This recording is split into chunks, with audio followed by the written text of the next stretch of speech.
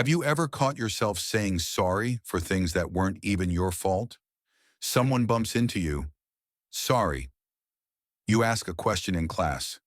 Sorry, this might be dumb, but you take up space, speak up, exist. And somehow, you still feel the need to apologize. Meanwhile, others move through the world freely, confident, unbothered. Not because they're rude, but because they don't feel guilty for existing. So why do some people feel responsible for everything? Every mistake, every silence, every inconvenience. Is it just good manners? A sign of humility? Or could it be something much deeper? Something wired into the way you see yourself? In this video, we'll dive into the psychology of people who over-apologize, why it happens, what hidden fears drive it, and how to finally stop. Because saying sorry all the time isn't harmless.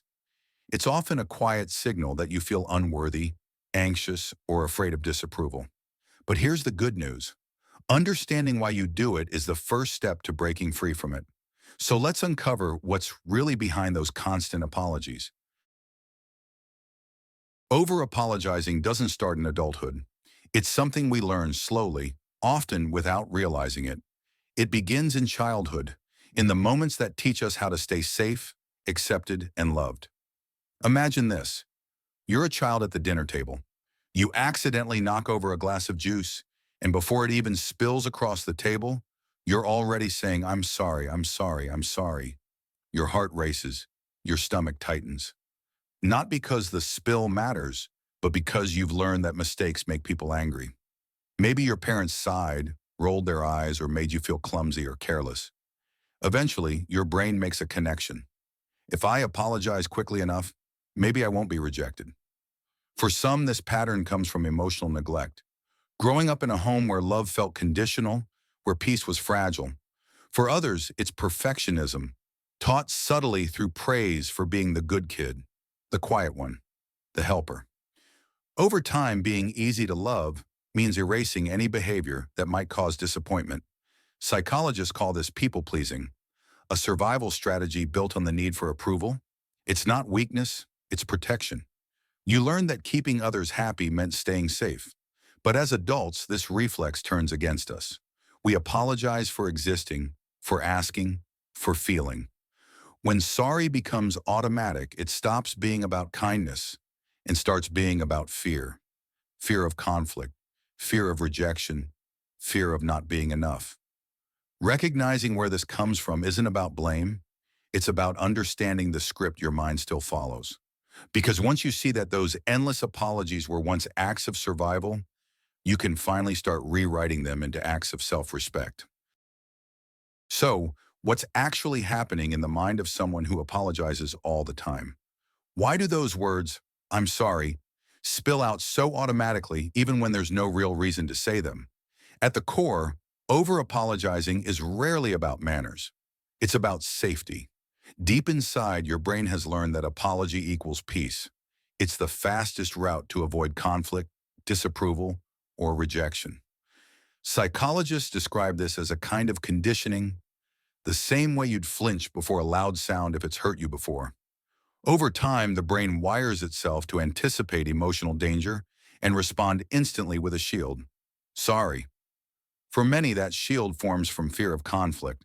The thought of someone being upset, even slightly, triggers anxiety. So instead of letting tension build, your instinct is to dissolve it, to shrink it, to shrink yourself. You say sorry not because you're wrong, but because peace feels more important than pride. Then there's low self-esteem, the quiet belief that you're a burden, that taking up space might inconvenience someone else. When self-worth is shaky, the mind constantly scans for signs that you've done something wrong. Apologizing becomes a reflex to prove that you're still worthy of acceptance. And for some, it runs even deeper, tied to what trauma specialists call the fawning response. You've heard of fight, flight, and freeze. But fawning is the fourth stress reaction.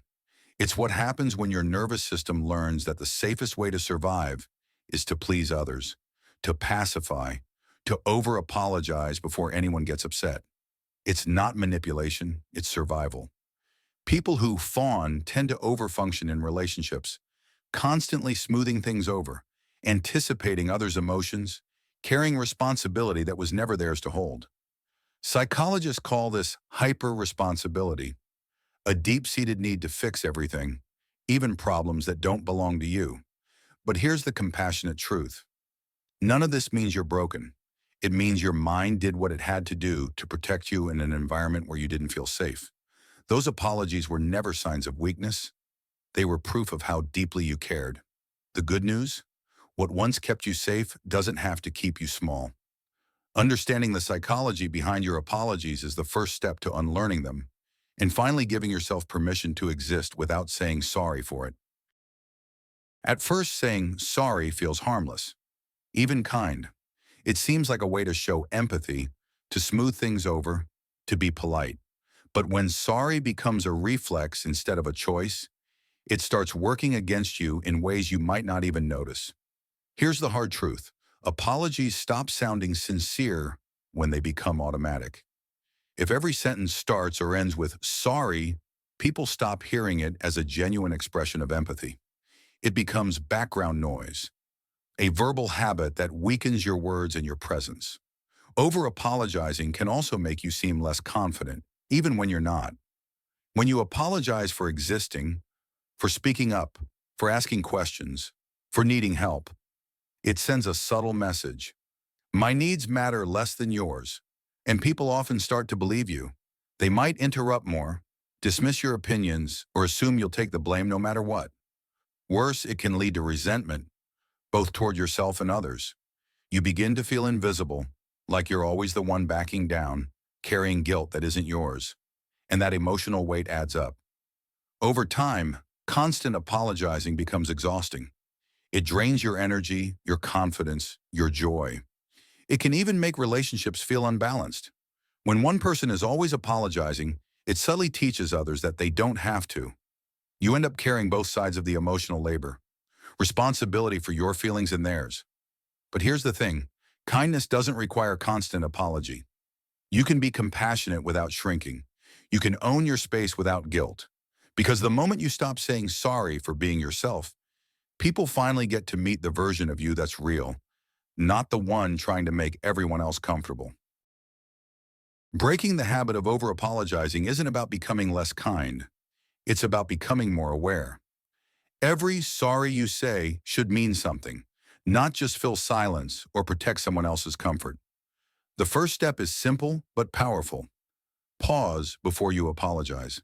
In that split second, ask yourself, did I actually do something wrong? If the answer is no, try a different response. Instead of sorry I'm late, say thank you for waiting. Instead of sorry for bothering you, say I appreciate your time. Shifting from apology to gratitude doesn't just change your words, it changes your mindset. It moves you from guilt to respect, both for others and for yourself. Next, practice assertiveness, not aggression. Assertiveness means speaking truthfully without apology, asking for what you need, expressing disagreement, or setting boundaries while staying calm and kind. It's not selfish, it's self-respect. You're allowed to exist without justification. And most importantly, learn self-validation. When you stop relying on others to tell you you're okay, you stop over-apologizing to earn their approval. Remind yourself, I'm allowed to make mistakes. I'm allowed to take up space. This transformation doesn't happen overnight. You'll still catch yourself saying sorry out of habit, and that's okay. The goal isn't perfection, it's awareness.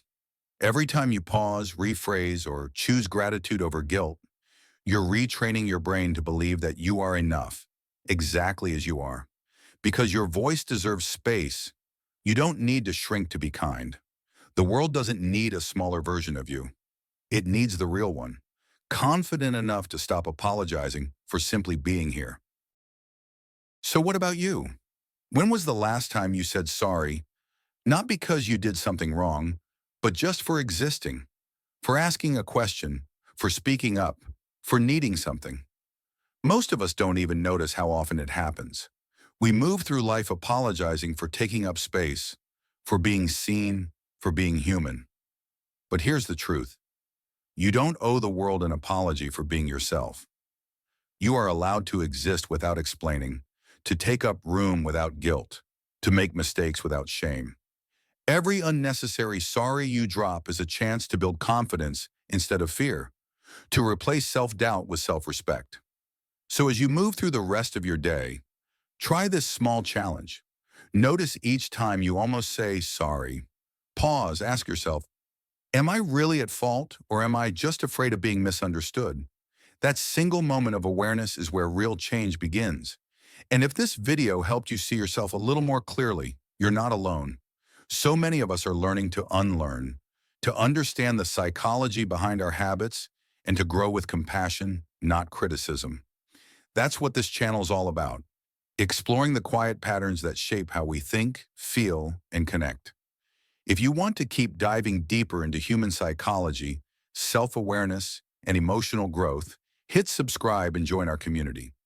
Because the more you understand yourself, the less you have to apologize for who you are.